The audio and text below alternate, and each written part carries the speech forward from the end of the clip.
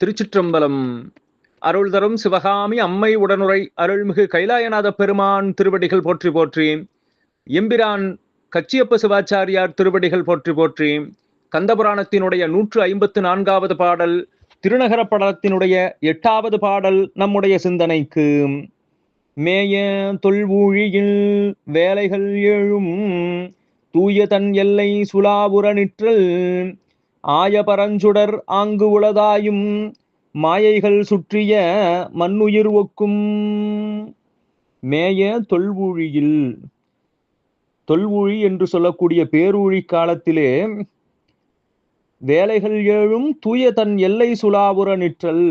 அங்கு 7 கடல்களும் ஒன்றாக கூடி இவ்வுலகத்தில் உள்ள அனைத்தையும் அழித்து நின்றாலும், தனக்குள் நின்றாலும், இந்த காஞ்சி நகரத்தினுடைய எல்லையை சுற்றிதான் அது இருக்கும். காஞ்சி மாநகரத்திற்குள்ளே வராது. அது எவ்வாறு இருக்கின்றது என்று சொன்னால், ஆய பரஞ்சுடர் ஆங்கு உளதாயும் மாயைகள் சுற்றிய மண்ணுயிர் ஒக்கும்.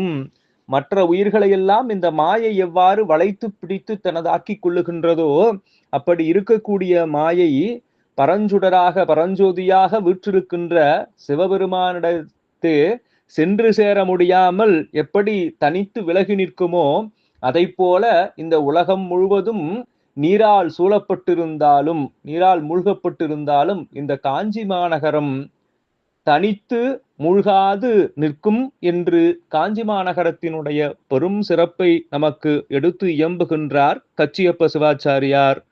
திருச்சிற்றம்பலம்.